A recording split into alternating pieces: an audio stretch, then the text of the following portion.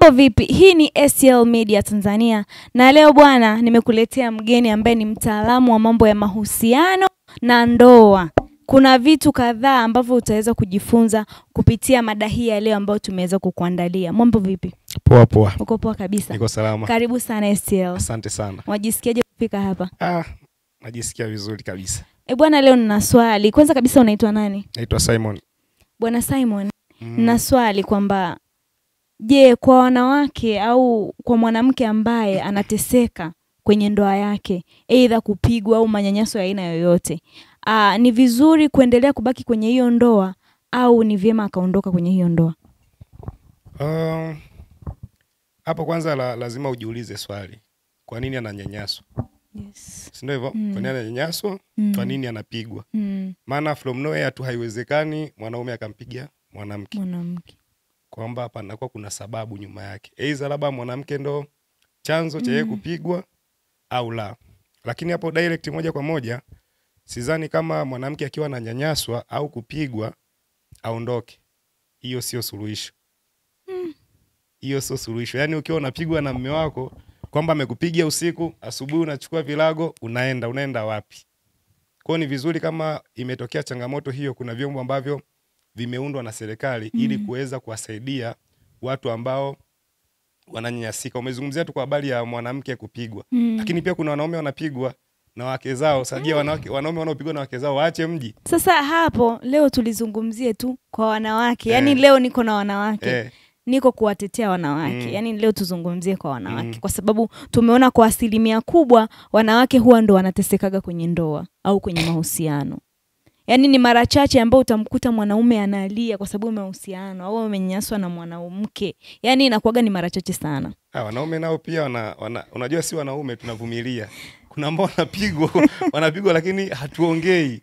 Kwa hiyo kama unazungumzia kwamba kwa habari tu ya tu concentrate kwa mwanamke, mimi nashauri asiondoke.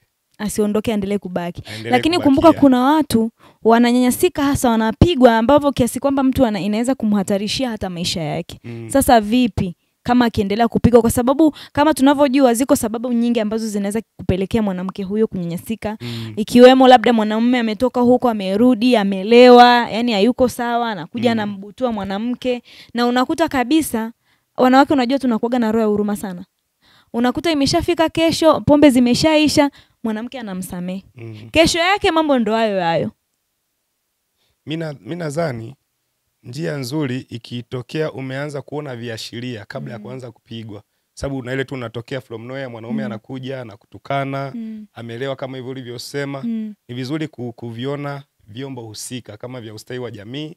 Unafika pale unawaeleza, bahati nzuri wana uwezo wa kumuita yule mwanaume, wakakaa naye, wakaongea naye, maisha yakaendelea. Sasa mimi hapa ni kuombe kwamba ni jambo gani ambalo unaweza kumshauri yule mwanamke ambaye unakuta kweli vyombo vya naniliu ambavyo ni husika vipo, lakini mwanamke huyo unakuta kuna ule ushawishi. Unajua wanaume wenyewe mnakuaga na ushawishi sana. Amepigwa usiku, mtu ameamka asubuhi pombe zimeisha na bembelezwa. Yuko pale pale. Sasa ni jambo gani ambalo unaweza kumwambia mwanamke ambaye anakutazama anapitia kwenye hali kama hiyo?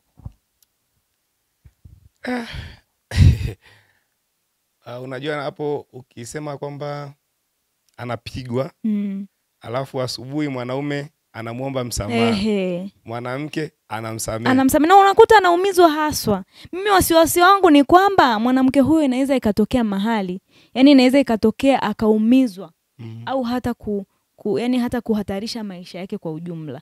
Natamani umwambie kitu ambaye anatutazama sasa hivi. Mimi ambacho ningemshauri aende kwenye vyombo husika, vitamsaidia.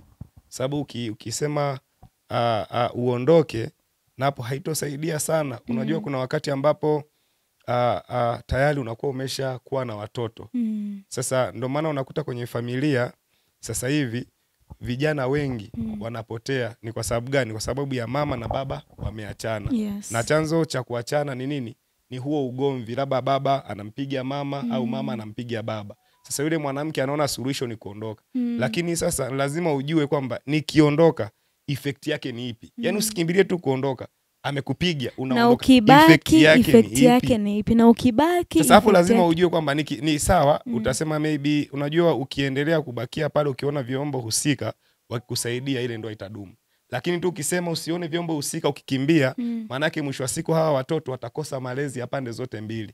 Na mtoto akishakosa malezi ya pande zote mbili, patatokea tatizo kubwa sana kwenye jamii. Kwa mimi ninachoshauri mwanamke akipitia changamoto kama hiyo, asiondoke kwenye ndoa.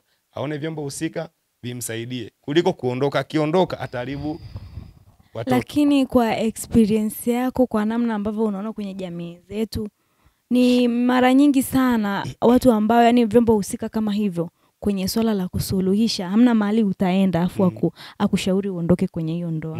Au ishe kutokea umesikia mahali umeenda kwenye vyombo husika vikakushauri kwamba uondoke, yani mwanamke aondoke kwenye hiyo ndoa? Hapana, uondoke uende wapi?